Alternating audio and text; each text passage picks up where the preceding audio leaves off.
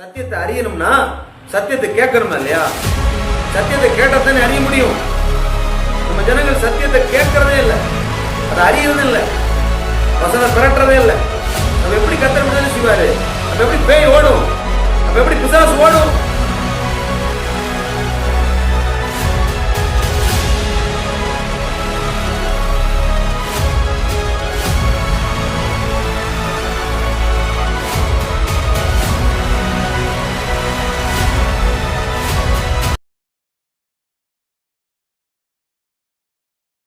அன்புள்ள பரலோக பிதாவே, உமக்கு சோதரம்.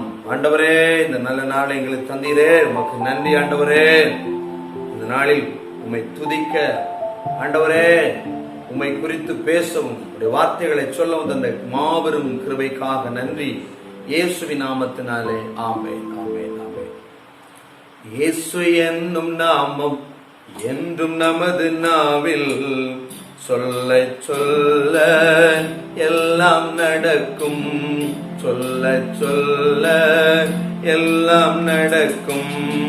ஏசையா ஏசையா ஏசையா ஏசையா ஏசையா ஏசையா ஏசையா ஏசையா.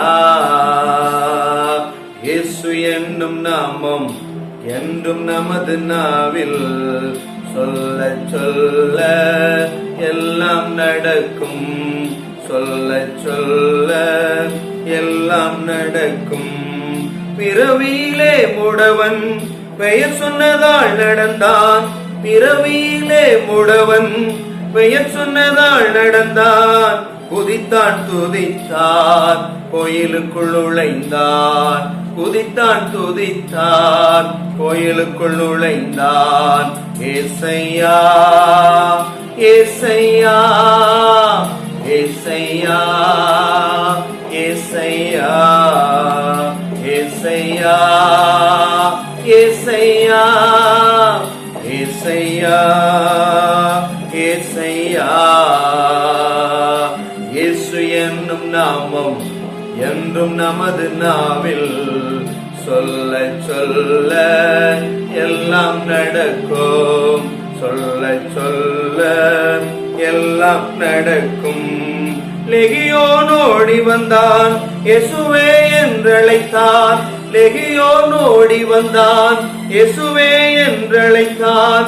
6000 பிசாசுக்கள் அடியோடு அழிந்தன, 6000 பிசாசுக்கள் அடியோடு அழிந்தன.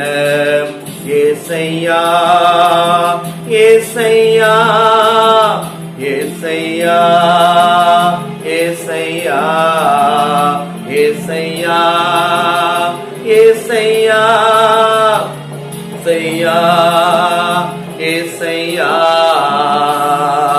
இயேசு என்னும் நாமம் என்றும் நமது நாவில் சொல்ல சொல்ல எல்லாம் நடக்கும், சொல்ல சொல்ல எல்லாம் நடக்கும். அல்லேலூயா அல்லேலூயா.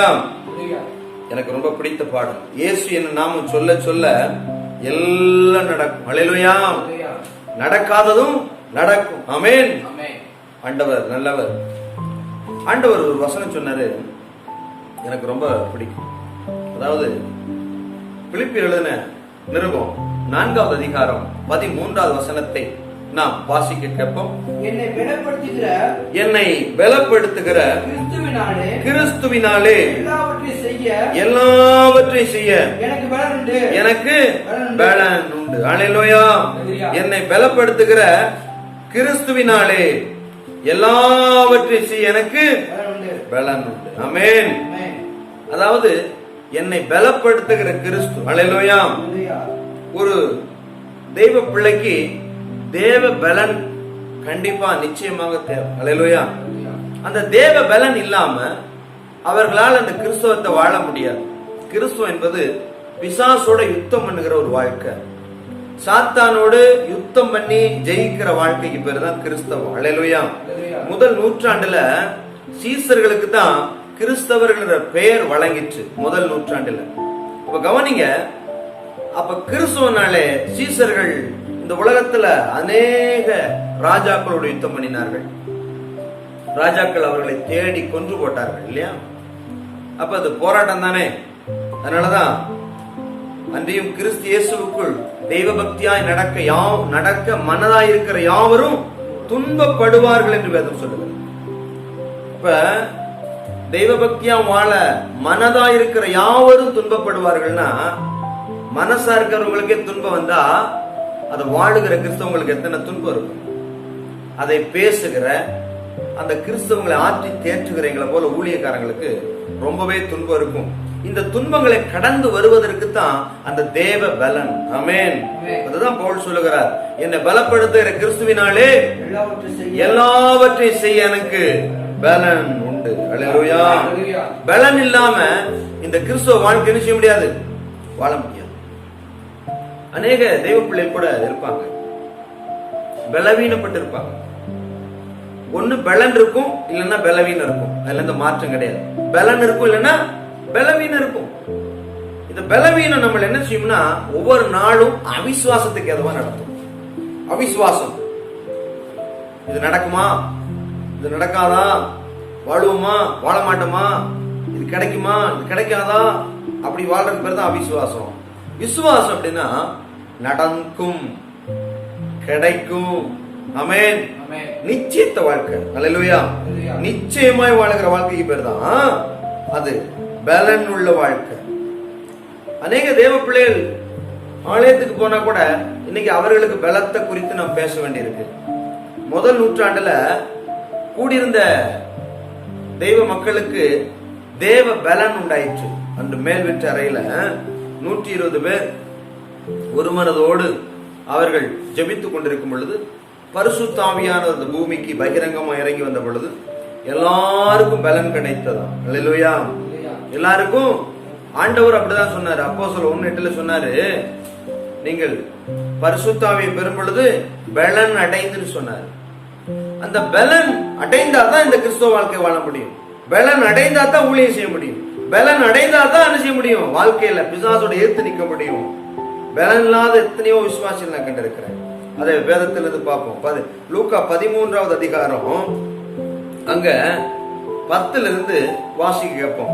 ஒரு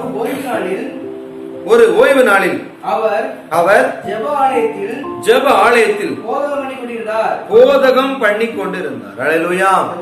ஒரு ஓய்வு நாள்ல அவர் ஜெப ஆலயத்தில் என்ன பண்ணாராம், போதனை பண்ணி கொண்டிருந்தார். ஜெப ஆலயத்துல தான் இருந்தார், வேற எங்கேயும் கிடையாது. ஜெப ஆலயத்துல போதனை பண்ணி கொண்டிருந்தார். அப்பொழுது 18 வருஷமாய் பலவீனப்படுத்தும் ஆவியை கொண்ட ஒரு ஸ்திரீ அங்கே இருந்தார். பலவீனப்படுத்துற ஆவி. இந்த பிசாசுடைய ஆவிகளுக்கு ஒவ்வொரு ஆவிகளுக்கும் ஒவ்வொரு நாமங்கள் உண்டு. வானமண்டல சேனைன்னு ஒண்ணு இருக்கு, அந்தகார லோகாதிபதினு ஒண்ணு இருக்கு, இன்னும் துரைத்தனம் பண்ணுகிற ஆவின்னு ஒண்ணு இருக்கு. ஒவ்வொரு டிபார்ட்மெண்ட்ல இருந்து பிசாசு கிரியேசி. நான் மனிதர்களுக்கு ஜெபிக்கும் போது ஒவ்வொரு பேய்களை விரட்டும் போது ஒவ்வொரு அற்புதத்தை கண்டிருக்கு. ஒரு பிசாசு என்ன செய்யும்னா கால் வலியை கொடுத்திருக்கும். ஜெபம் பண்ணி அந்த பிசாசு அவர்கள்ட்டு ஓடின பின்னாடி அவர்கள் நல்லா இருக்கு நடப்பாங்க, சொல்லுவாங்க இப்பதான் என் கால் நல்லா இருக்கு பாஸ்டர் அப்படின்னா. சில பேருக்கு இரவுல கெட்ட கனவுகளா வரும், அப்படிப்பட்ட ஒரு பிசாசு.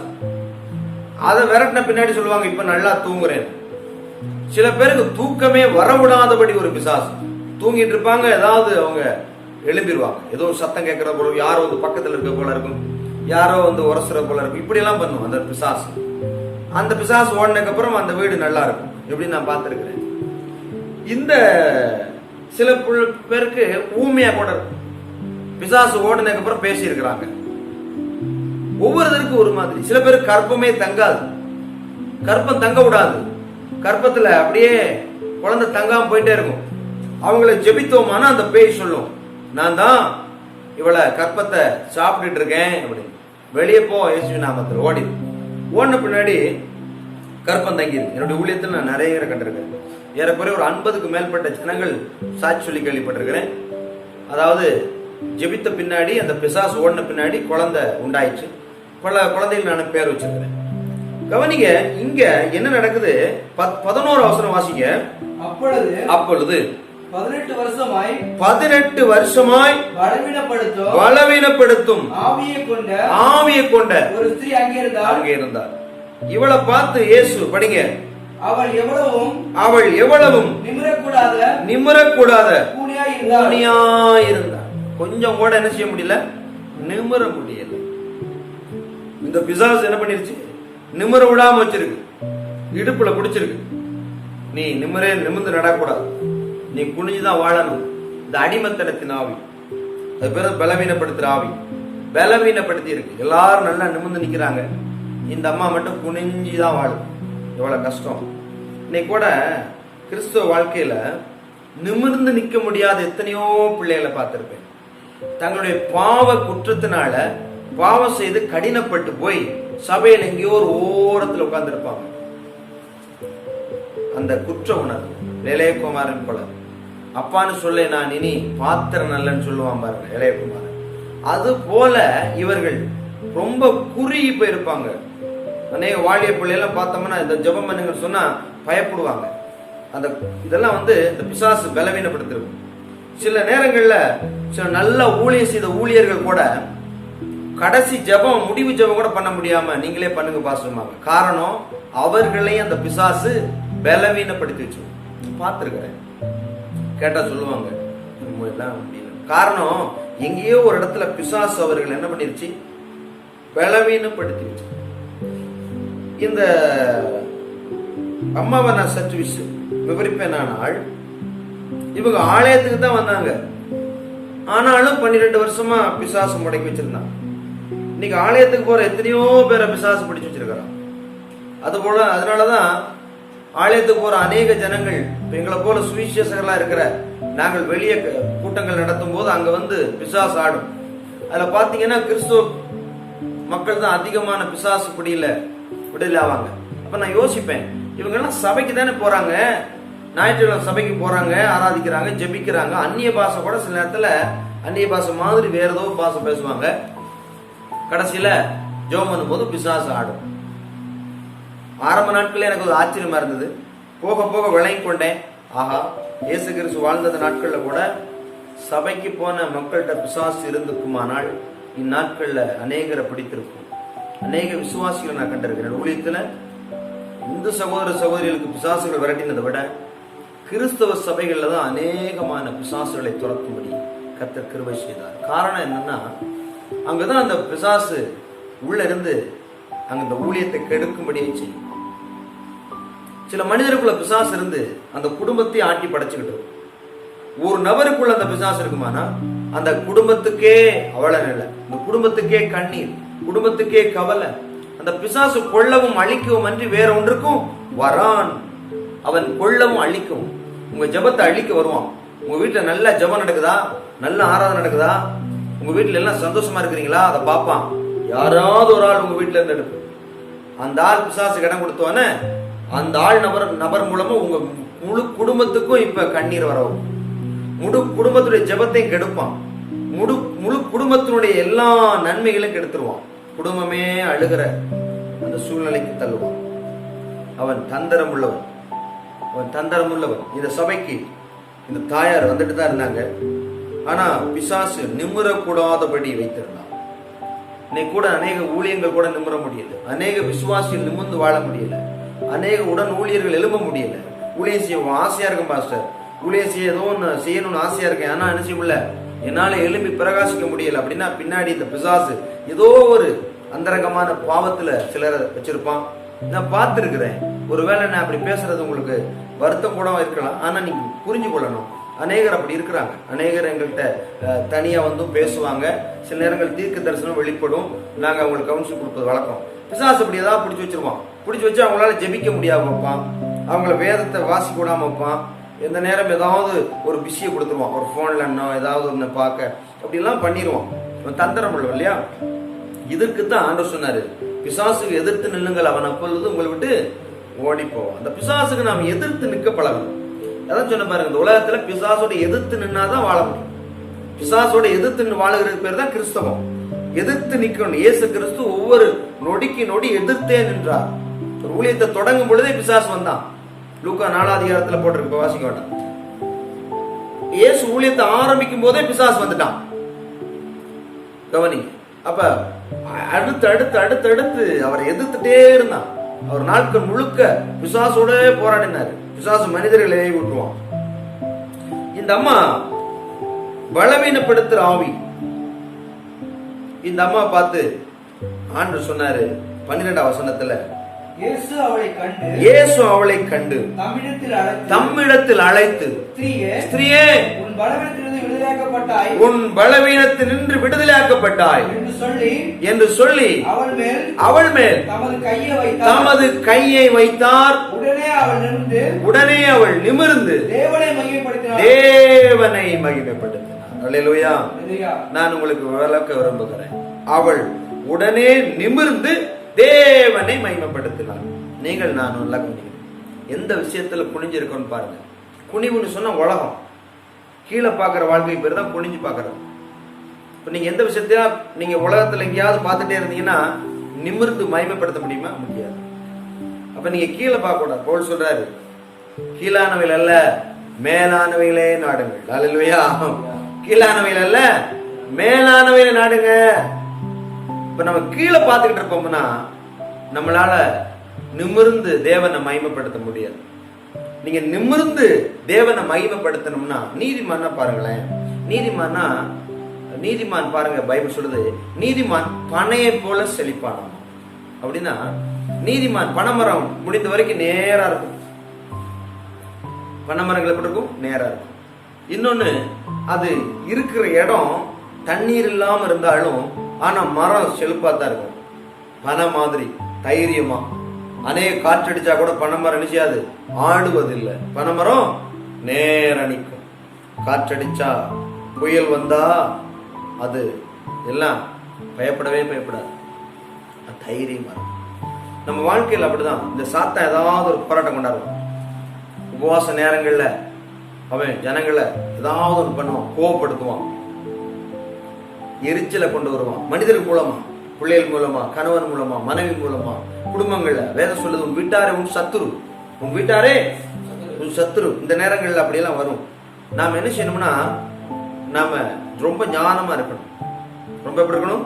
ஞானமா இருக்கணும். லூக்கா 21:15 நினைக்கிறேன்.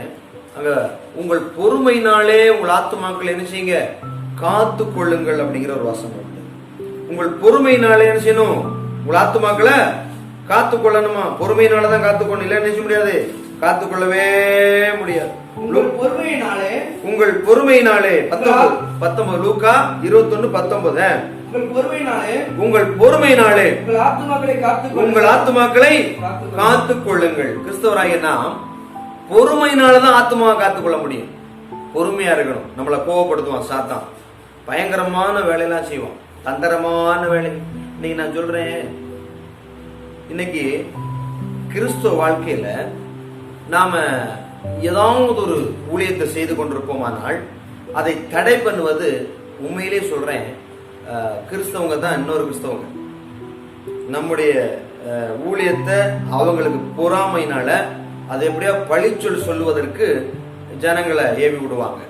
இப்படி உள்ள மனிதர்கள் நிறைய இருக்கு. அது இல்லாமலே கிடையாது. ஒரு சபைன்னு இருந்தா அந்த சபையில நிறைய பேர் எதிரும் புதிருமா இருக்கும், எதிராளியத்தான் இருக்கும். இந்த நிலை எப்ப மாறுறது? இதெல்லாம் நம்முடைய ஜனங்கள் புரிந்து கொள்வதே இல்லை. போட்டி. இன்னைக்கு சபையில் எங்க சண்டை இல்லாம இருக்கு? அந்த கம்யூனியன் நாள்ல நடக்கும், இந்த திருவிருந்து நாட்கள்ல அவங்க அப்பதான் வந்து கட்டி பிடிச்சு முத்தம் கொடுப்பாங்க. அடுத்த நாளே சண்டை போட்டுருவாங்க. புரணி, போட்டி, சண்டை, பொறாமை, இப்படியா இருக்கு. அப்படி இருந்தா கர்த்தர் உங்களை எப்படி பயன்படுத்த முடியாது. நீங்க இப்படி பேசிட்டே இருங்களேன். அப்படி பேசுற நபர்கள் நான் பார்த்திருக்கிறேன். காலாகாலம் அப்படிதான் இருப்பாங்க, அடுத்த லெவலே இருக்காது. அந்த இன்னொரு ஊழியக்காரங்களை பத்தி பேசிட்டே இருக்கிறது, இன்னொரு விசுவாசியை பத்தி பேசிட்டே இருக்கிறது, இதெல்லாம் பலவீனப்படுத்துற ஆவிதான்.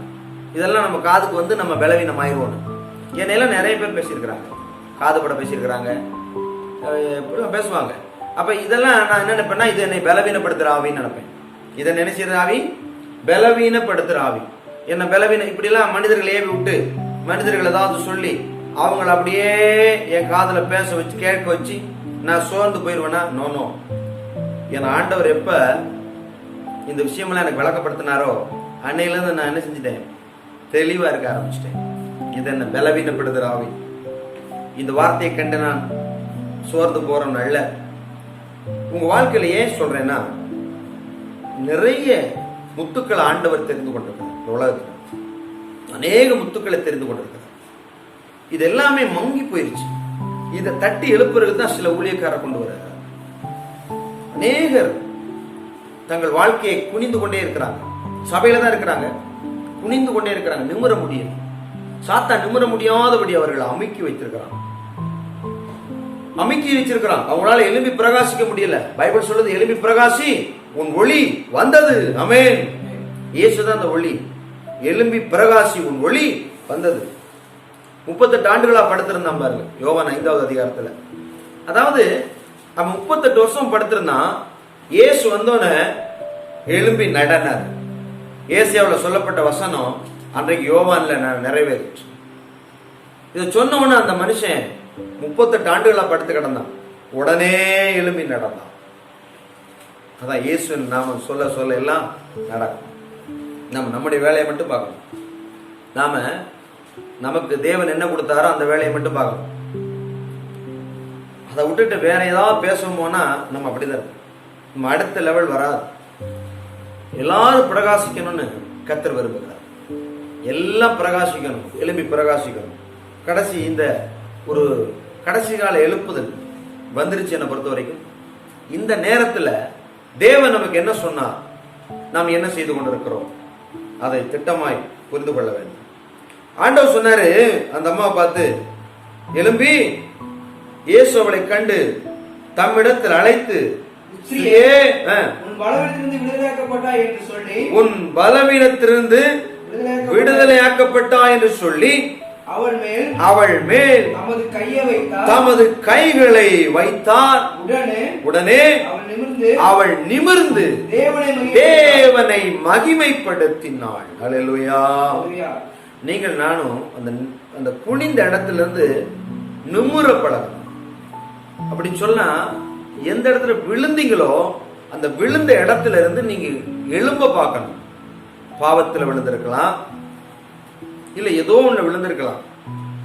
விழுந்த உடனே நமக்கு தெரியாது.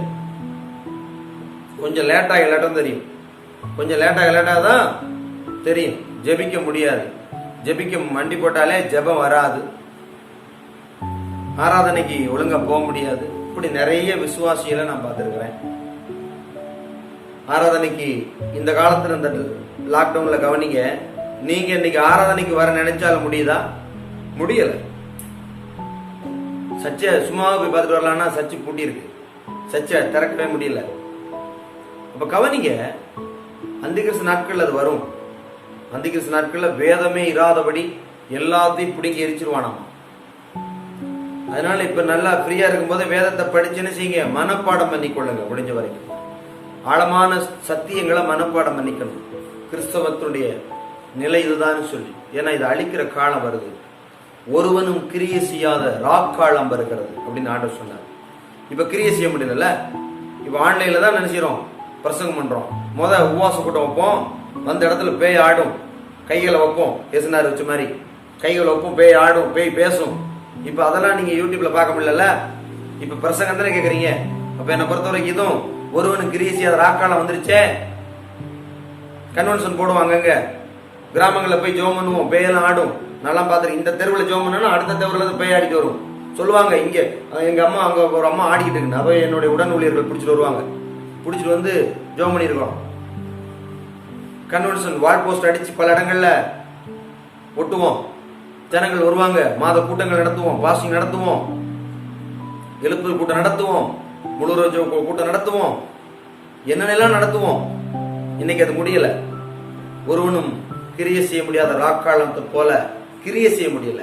பிரசங்கம் பண்ண முடியுது, வரங்கள் வெள்ளமையில கிரியை செய்ய முடியாத இருக்கு. கவனிங்க, நாம ஜாக்கிரதையா இருக்கணும். ஆண்டவர் போனாரு. போன உடனே அந்த அம்மாவை நிமிர்ந்து நடக்க பண்ணினார். அல்லேலூயா, அல்லேலூயா. நம்முடைய வாழ்க்கையில அப்படிதான். இன்னைக்கு எழும்பி பிரகாசிக்க முடியாம தவிர்த்து கொண்டிருக்கிறோம். எழும்பி பிரகாசிக்க முடியாம நம்ம என்ன செய்யறோம்? அப்படி இருந்த இடத்துல இருக்கிறோம். அடுத்த லெவல், ஒவ்வொரு கிறிஸ்தவனும் அடுத்த லெவல், விசுவாசிகள் அடுத்த லெவலுக்கு போகணும். இப்படி இருக்கக்கூடாது. நல்லா ஃபாஸ்டிங் போட்டு ஜெபிக்க பழகணும். அதிகாலை எழுப்பி ஜெபிக்க பழகணும். வேதத்தை நல்லா தியானிக்கணும். சபைக்கு போற மக்கள் இடத்துல தான் நிறைய பிசாசு கட்டுகள் இருக்கிறதை நான் இன்னொரு வசனத்தை எடுத்து நான் உங்களுக்கு தெளிவுபடுத்த விரும்புகிறேன். நீங்க லூக்கா 4வது அதிகாரம் 33க்கு வாங்க. லூக்கா 4:33. ஜெப ஆலயத்திலே அசுத்த ஆவி பிடித்திருந்த ஒரு மனுஷன் இருந்தான். அவன் எங்க இருந்தான்? எங்க இருந்தான்? நிறைய நான் சொன்னதில்ல. இந்த ஜெப ஆலயத்துலதான் நிறைய பிசாசுகள் இப்ப ஜனங்களுக்குள்ள இருக்கு. நான் பார்த்த வரைக்கும் அந்த பேய்களை சாத்தம் எதுக்கு வச்சிருக்கான்னா, ஓட விட மாட்டான். ஓடுற அளவுக்கு இவங்க சத்தியம் கேட்கறது இல்ல. பாஸ்டர் எவ்வளவுதான் பிரசங்கம் பண்ணாலும் ஜனங்கள் செய்யறது இல்ல, காதுல வாங்குறது இல்ல. போன் எடுத்துட்டு வெளியே பேசிட்டே போறது, குழந்தைய தூக்கிட்டு வெளியே போயிட்டே இருக்கிறது. சத்தியம் உட்காந்து கேட்கறது இல்ல. சத்தியத்தை அறிவீர்கள், சத்தியம் உங்களை, சத்தியத்தை கேட்டதானே விடுதலை ஆவீங்க. சத்தியத்தை கேட்காம சும்மா போய் என்ன செய்ய ஆலயத்துக்கு. சில சர்ச்சைகளை பார்ப்பேன், அங்க பிரசங்கம் நடந்துட்டு அவங்கள கேட்ல விளையாண்டுட்டு இருப்பாங்க.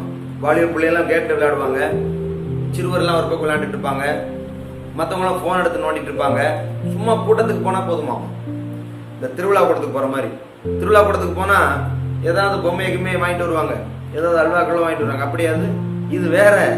இது இந்த கிறிஸ்துவ உலகங்கிறது சத்தியத்தை அறிந்து நடக்கிறது. இப்ப சத்தியத்தை அறியணும்னா சத்தியத்தை கேட்கணுமா இல்லையா? சத்தியத்தை கேட்டதானே அறிய முடியும். நம்ம ஜனங்கள் சத்தியத்தை கேட்கறதே இல்லை, அதை அறியறதே இல்லை, வசனம் பெறற்றதே இல்லை.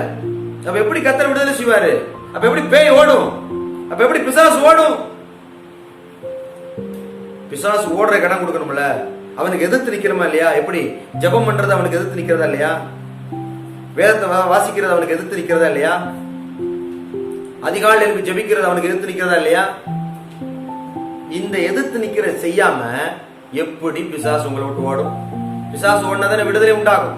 பிசாசு ஓடினதானே விடுதலை உண்டாகும். இந்த அம்மாவுக்கு பிசாசு ஓடிச்சு, உடனே என்ன செஞ்சிருச்சு? விடுதலை. இங்க ஜெப ஆலயத்துல ஒருத்தன் இருக்கிறான். படிங்க. அவன் ஐயோ ஐயோ நசரேயனாகிய இயேசுவே, எங்களுக்கு உமக்கு என்ன? எங்களை கெடுக்கவா வந்தீர்? எங்க வந்தார் இயேசுநாதர்? இப்ப ஜெபாலயத்துக்கு வந்தாரு. பிசாசு எங்கதான் இருக்குப்ப?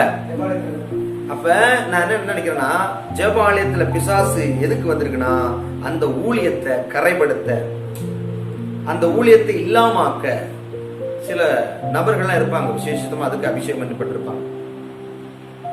பாஸ்டர்ட்ட போய் எதையாவது யாரையாவது சொல்லிட்டே இருப்பாங்க. பாஸ்டர் அந்த விசுவாசி அப்படி, இந்த விசுவாசி அப்படின்னு. சில நல்ல பாஸ்டர்கள்லாம் அதுல காதுல வாங்கிக்க மாட்டாங்க. சில ஏதோ ஒரு பாஸ்டர்கள் அதெல்லாம் காதுல வாங்கி அந்த விசுவாசிகளை கேட்டு சண்டையாகி, இப்ப அந்த பாஸ்டருக்கு அந்த விசுவாசிகளுக்கு சண்டை உண்டாகி அவன் பின்மாற்றம் போயிடுவான். இதெல்லாம் பிசாசோட வேலை. அதனால பக்கத்துல வர்றவன் அவன் பேய் பிடிச்சவனா இல்லையான்னு நம்ம பாஸ்டர்களும் தெளிவா இருக்கணும், நம்மளும் தெளிவா இருக்கணும். நமக்கு என்ன ஆவி இருக்குதுன்னு பார்க்கணும். உன்னை குறித்து எச்சரிக்கையா இருக்கு பைபிள் சொல்லுதா இல்லையா? சொல்லுதா இல்லையா? உன்னை குறித்து எச்சரிக்கையா இருக்குன்னா உனக்கு பார்க்க தெரியணும், நான் இப்பொழுது நல்லா ஜெபிக்கிறேனா இல்ல ஜெபிக்கலையா? என் மனசு இப்ப நல்லா ஃப்ரீயா தேவ சமாதானத்துல இருக்கா இல்ல கடினப்பட்டு இருக்கா? இல்ல எனக்கு கோபம் அடிக்கடி வருதா இல்ல நான் ஃப்ரீயா இருக்கிறேனா? இல்ல எனக்கு எரிச்சல் வருதா இல்ல நல்லா இருக்கேனா? இல்ல மத்த விசுவாசி பார்த்து எனக்கு பொறாம வருதா இல்ல பரவாயில்லன்னு விட்டுறேனா? பொறாம மட்டும் வந்துச்சுன்னா அவ்வளவுதான். இந்த தாவீது பாருங்க, ஆண்டவரால் அபிஷேகம் பண்ணப்பட்டு தேவனுடைய திட்டங்களை நிறைவேற்றி வந்தான். ஆனா அங்க சவுலுக்கு இவன் செய்யறதெல்லாம் பிடிக்கல, எரிச்சல் உண்டாகி கடைசியில் அவன் நிலைமை என்னாச்சு? அவனே என்ன செஞ்சான்? ஈட்டில குத்திட்டு செத்து போனான். அதனால கவனிங்க, நமக்கு அதெல்லாம் வரக்கூடாது. தெய்வ பிள்ளைகளுக்கு நினைச்சு கூடாது, வரக்கூடாது. அதெல்லாம் பிசாசுடைய வேலை. எங்களை கெடுக்கவா வந்தி? படிங்க. உம்மை இன்னார் என்று அறிவேன். நீ தேவனுடைய பரிசுத்தர் என்று உரத்த சத்தமிட்டான். அதற்கு இயேசு நீ பேசாமல் இவனை விட்டு புறப்பட்டு போ.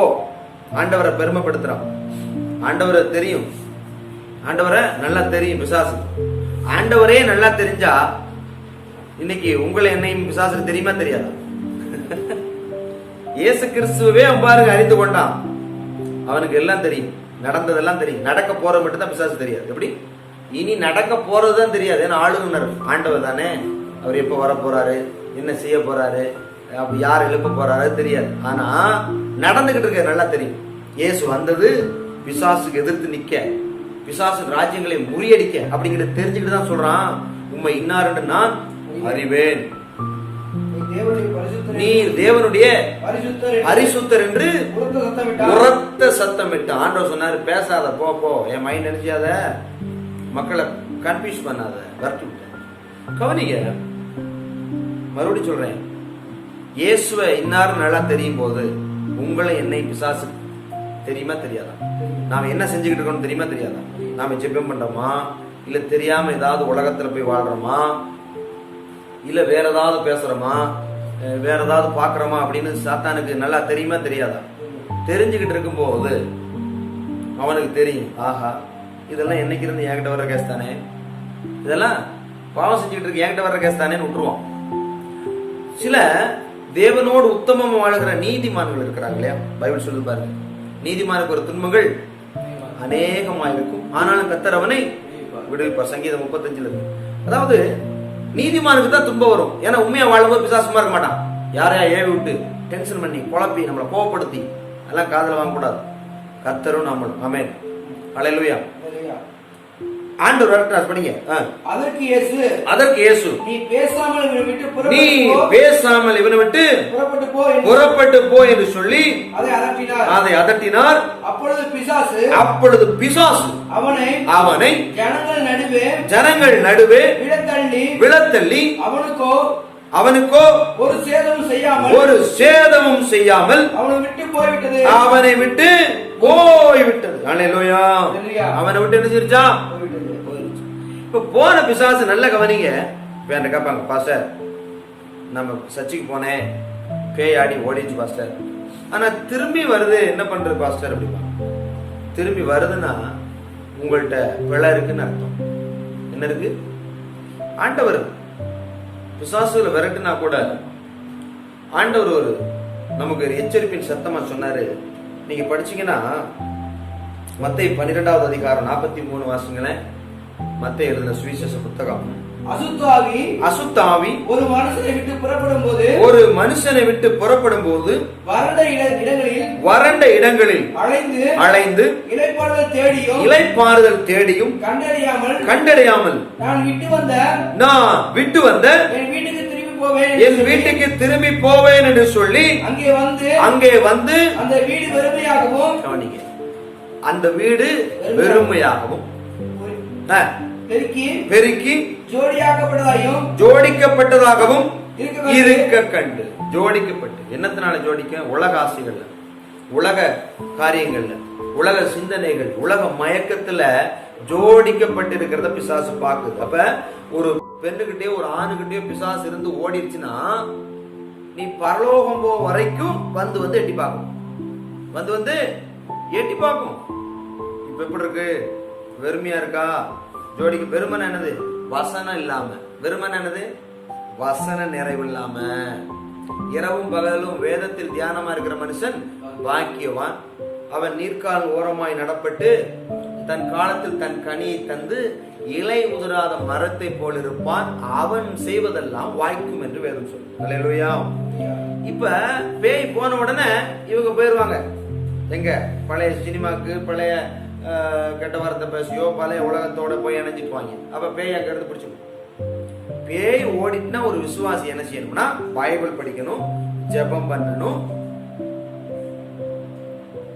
கிறிஸ்தவங்களோட ஒரு ஐக்கியத்தில் இருக்கணும். அப்பதான் அந்த பேய் வராது. ஏன்னா அந்த ஆண்டவரே சொல்லி கொடுக்குறாரு. என்கிட்ட நிறைய பேர் கேட்பாங்க, பாஸ்டர் பேய் வருது பாஸ்டர், ஏன் பாஸ்டர் வருது? ஏன் வருது? பைபிள் சொல்லுது பிசாசுக்கு எதிர்த்து நில்லுங்கள், அவனை உங்களை விட்டு ஓடி போவான். நீங்க எதிர்த்து நின்னீங்களா? எப்படிலாம் எதிர்த்து நிக்கிறது நான் சொல்லி கொடுத்தேன் இல்லையா? ஜெபிக்கணும், வேதம் வாசிக்கணும். இப்ப அந்த வீடு வெறுமையா இருந்தால் வருமா? வெறுமன் என்னன்னா பலன் இல்லாம. வெறுமன் என்னது? பலன் இல்லாம. பலன் என்னது? பரிசுத்த ஆவியானவர். பலன் என்னது? பரிசுத்த ஆவியானவர் பேர் தான் பலன். அந்த பலன் இல்லாத பாக்குது. இப்ப பரிசுத்தாவி இல்லாத விசுவாசிகளை பிசாசு ஈஸியா உள்ள வந்துடும். உள்ள பரிசுத்தாவி இருந்தா அந்த பிசாசால என்ன செய்ய முடியாது, வரவே முடியாது. கவனிக்க, பிசாசால எப்ப உள்ள வரலாம்னா இருதயத்துல பரிசுத்தாவி இல்லைன்னா வந்துருவான்.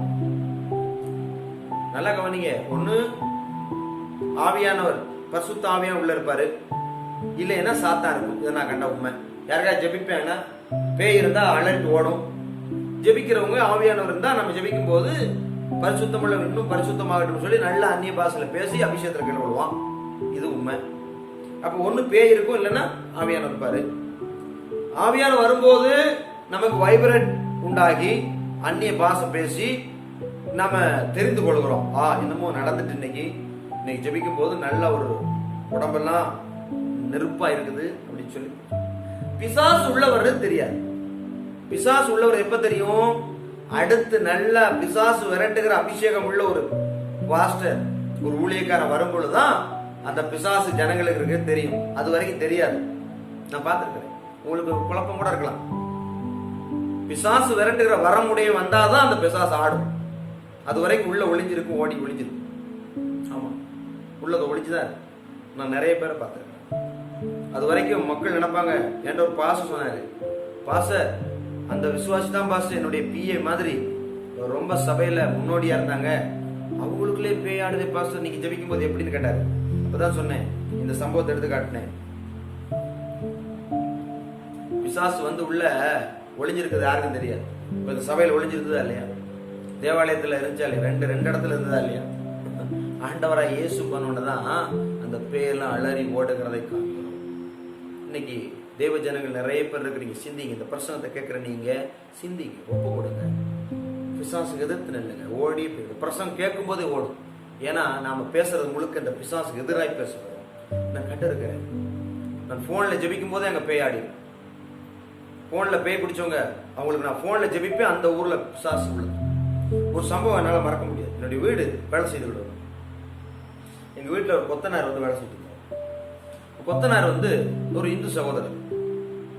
அவரு கொஞ்சம் எதிரும் புதிரமா பேசிக்கிட்டு இருந்தாரு. இப்ப நான் நிறைய போன் வரும், ஜோம் பண்ணுவேன். இப்ப நல்லா இருக்கு பசங்க சொல்லுவாங்க. அப்ப நான் சொல்லுவேன், ஐயா பாத்தீங்களா ஜோம் பண்ணேன், இயேசுக்கு நல்லவர்னா சொன்னேன். லேசா அப்படின்னு செய்தி சொன்னேன். அவருக்கு என்ன பிடிச்சி போச்சு, பேசிட்டே இருந்தோம். இரவு கொஞ்சம் லேட்டா வேலை பார்த்துக்கிட்டு இருந்தோம். 7 மணி ஆச்சு. அப்ப அந்த போன் அங்கிருந்து வந்தது, நாகர்கோயில இருந்து போன். அந்த போன்ல ஐயா பாருங்க பேய் கேசியா அப்படின்னு அவுட் ஸ்பீக்கர் போட்டு நான் ஜோம் பண்ணேன். அவர் கேட்டே இருந்தாரு. அந்த பேய் என்ன பண்ணிட்டு அலக்கழிச்சு நான் போறேன்னு விழுந்துச்சு. அப்ப அந்த போன் எடுத்து சொன்னாங்க, பாஸ்டர் நீங்க ஜெபிக்கும் போது அந்த அம்மா கீழே விழுந்து நெளியுது. திரும்பி பார்க்கறேன், இந்த கொத்தனார் கீழே விழுந்து. கொத்தனார் கீழே விழுந்து கிடக்கிறாரு.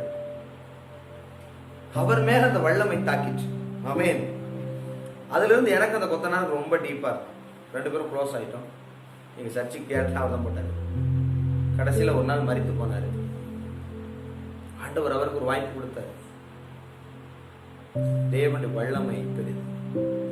தேவனுடைய வல்லமை பெரிது. நான் கண்டிருக்க அநேக வாழ்க்கையில் ஒரு வீட்டுக்கு ஜெபிக்கும்படி போனேன்.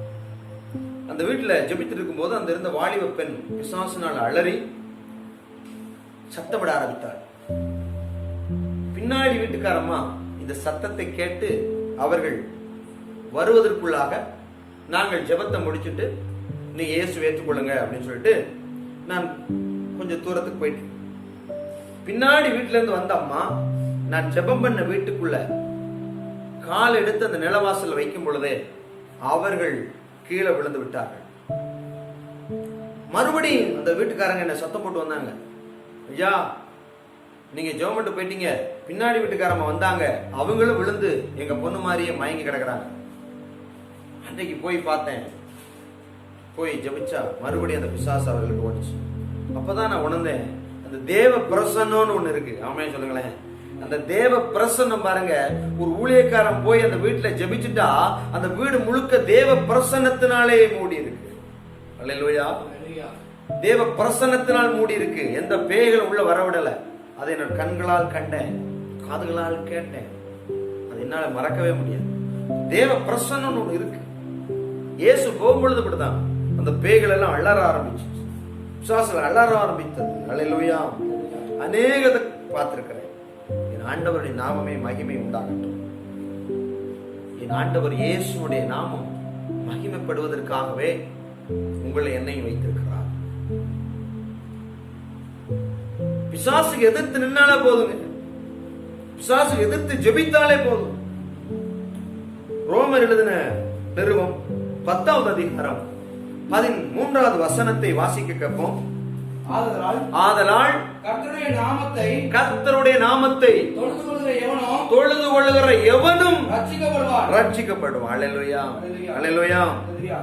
கர்த்தருடைய நாமத்தை தொழுது கொள்ளுகிறவன். நீங்க ஜெபம் பண்ணும் போது இயேசுவின் நாமத்தினாலே என்று சொல்லி ஜெபிக்கணும். அன்று சொன்னாரு யோவான் 14 நினைக்கிறேன், வாசிங்க. யோவான் 14:14. என் நாமத்தினாலே நீங்கள் எதை கேட்டாலும் அதை நான் செய்வேன். அல்லேலூயா. ஆண்டவர் இயேசுவின் நாமத்தில் கேளுங்க, எதையும் செய்வார். எதையும் செய்வார். அவரால் செய்ய முடியாத ஒன்று இல்லை. அவர் நாமம் சொல்லும் பொழுதெல்லாம் விசுவாசங்கள் மாத்திரமல்ல, அற்புதங்களும் ஏராளமாய் நான் கண்டிருக்கிறேன். அதிசயங்களும் ஏராளமாய் நான் கண்டிருக்கிறேன். தேவனுடைய வல்லமை உள்ள நாமத்தினாலே ஜெபிக்கும் போது மரித்தவர்களே உயிரோடு எழுப்பினதை கண்டிருக்கிறேன். இந்த கரங்கள் கண்டது, என்னுடைய கண்கள் பார்த்திருக்கிறது. மரித்தவர்கள் இயேசு வல்லம் வருவார். பிசாசு அவரை கண்டாலே ஓடிடும். அது வார்த்தை உங்களுக்குள்ள இருக்கும். அந்த வார்த்தை உங்களுக்குள்ள இருக்கணும். வெறுமையா நீங்க இருக்கக்கூடாது. வெறுமையா இருந்தா என்ன நடக்குமா? படிங்க. மத்தேயு 12 அப்படியே 45. மத்தேயு 12:45.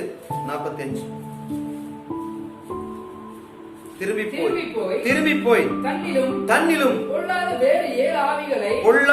வேறு 7 ஆவிகளை தன்னோடே கூட்டிக் கொண்டு வந்து உட்புகுந்து அங்கே குடியிருக்கும். அப்பொழுது அந்த மனுஷனுடைய முன்னிலைமையிலும் அவன் பின்னிலைமை அதிக கேடுள்ளதாயிருக்கும். கவனிங்க, நான் ஒரு ரகசியத்தை சொல்லுகிறேன்.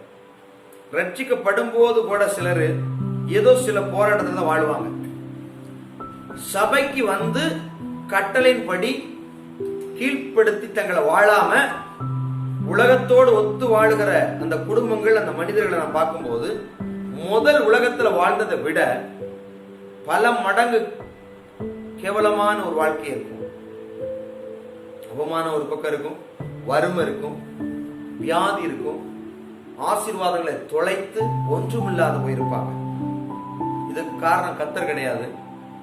அவர்கள் தேவனுடைய சட்டங்களை கை கொள்ளாதபடினாலே, தேவனுடைய வார்த்தையின்படி வாழாதபடினாலே அவர்கள் குணமடையாதபடி அப்படியே இருக்கிறாங்க. பல வருஷங்களா சிலரை பார்த்திருக்கிறேன். பல வருஷங்களா சில குடும்பங்களை பார்த்திருக்கிறேன். தரித்திரம் இன்னும் வீடுகள் இருக்கு. கர்த்தர் ஆசீர்வதிக்கிறது தானே. காரணம் என்ன? ஆண்டவர் சொன்னாரு, முதலாவது தேவனுடைய ராஜ்யத்தையும் நீதியை தேடுங்கள், பின்பு இவைகள்லாம் உங்களுக்கு கூட கொடுக்கப்படும். இன்னைக்கு அநேக தேவனுடைய பிள்ளைகள் வீட்டுகள் ஏன் கடன் இன்னைக்கு தேவனுடைய பிள்ளைகள் வீட்டுல எப்ப பார்த்தாலும் சொல்லுவாங்க, கடனுக்கா ஜெபம் பண்ணுங்க, கடனுக்கா ஜெபம் பண்ணுங்க. நம்பர் 1 ஆடம்பரமான வாழ்க்கை. நம்பர் 2 தேவனுக்கு உண்மை இல்லாத வாழ்க்கை. தேவனுக்கு உண்மை இல்லாத வாழ்கிறதுனாலதான் கடன் அவர்களை சூழ்ந்து கொள்ளுங்க. ஆசீர்வாதம் அவங்களுக்கு இல்ல. பேருக்கு கிறிஸ்தவங்களா தங்களை தாங்களே ஏமாற்றி கொண்டு இருக்கிறாங்க. அநேக குடும்பங்களை பார்த்திருக்கிறேன். பல வருஷங்களாவா அப்படி இருக்கும். நீங்க கீழ்ப்படிங்க. இன்னைக்கு உண்மையிலே கீழ்ப்படி. குடும்பமா ஜெபம் பண்ணுங்க, குடும்பமா ஆலயத்துக்கு போகணும், குடும்பமா கீழ்ப்படிந்து உத்தமும் உண்மையா வாழுங்களேன். ஆசீர்வதிப்பார், வாக்கு திட்டங்களை நிறைவேற்றுவார். அதனாலதான் அந்த பிரச்சனை. அந்த மனிதனுடைய முன்னிலைமையிலும் அவன் பின்னிலைமை அதிக கேடு உள்ளதா இருக்குன்னு சொல்றோமா இல்லையா? வாசிக்கிறோமா? அதிக கேடு உள்ளதா இருக்குன்னு ஆண்டவரே சொல்றாரா இல்லையா? அது மாதிரி தானே இருக்கு. அநேக கிறிஸ்துவ வாழ்க்கையில அப்படிதானே இருக்கு. முதல்ல கூட பரவாயில்லன்னு தோணுதா இல்லையா? இவ உண்மையை தெரிஞ்சுக்கிட்டோம், வெளியே போக முடியாம நிறைய பேர் முடியும். சபைகள் என்ன செய்யறான்? இந்த உண்மை சத்தியத்தை அறிந்து கொண்டோம், இயேசு வரப்போறாரு, இங்கிட்டு போறதா இல்ல நம்ம இப்படி போறதா என்ன செய்ய அப்படின்னு சொல்லிருக்கனால அந்த பாஸ்டர்களுக்கெல்லாம் ரொம்ப டேஞ்சர். ஒவ்வொரு வாரமும் ஞாயிற்றுக்கிழமை போன் பண்ணி கூப்பிட வேண்டியிருக்கு. வரலன்னா போய் வீட்டுல ஏன் வரலன்னு. உண்மையா ரசிக்கப்பட்ட அவன் பாட்ட வந்துட்டு இருப்பான். உண்மையா ரசிக்கப்பட்டு வேறு பிரிக்கப்பட்டான்னா அவன் பாட்ட வருவான். சபைக்கு வர வேணாம்னு சொன்னா கூட வருவான். காரணம் அவன் உண்மையா தொலைக்கிறவன். அவன் தான் சொன்னான். அவனுக்காக தான் சொல்லப்பட்டுச்சு. அவனுக்கு என்ன சொல்லப்பட்டுச்சு? உண்மையாய் தொழுகும் பொழுது தேவன் அவன் சத்தத்தை கேட்பான். ரோமர் வாசிங்க. ஆதலால் கர்த்தருடைய நாமத்தை தொழுது கொள்ளுகிறவன் எவனோ ரட்சிக்கப்படுவான். கர்த்தருடைய நாமத்தை தொழுது கொண்டா அவன் என்ன செய்வானா? ரட்சிப்புனா விடுதலை. உடனே விடுதலை உண்டாய். விடுதலை ஏன் இல்ல? பிசாசு. உங்க தொழிலுக்கு பின்னாடி பிசாசு இருக்கும். உங்க பிசினஸ் பின்னாடி பிசாசு. உங்களுடைய வீடுகள்ல பிசாசு அரணா மாறும்.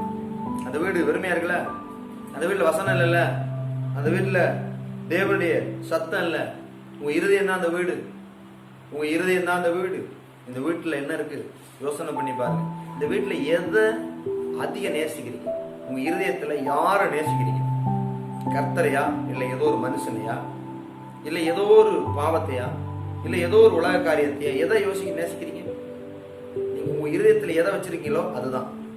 உங்க இதயத்துல ஆண்டவர் வசனம் இருந்தா நீங்க தேவனுடைய பிள்ளை. வசனம் எல்லாம் வேற ஏதாவது இருந்ததுன்னா ஆண்டவர் கிரியேஷன் பண்ணாரு. அதனாலதான் பலவீனப்படுத்துற ஆவி நம்மளை பலவீனப்படுத்தி வச்சிருக்கு. அதை தூக்கி போடுங்களேன். அதை தூக்கி போடுறேங்க. இன்னைக்கு எல்லா ஆவியும் ஓடி போயிடும். ஒரு ஆவியும் வராது. ஆண்டவர் நல்லவர்.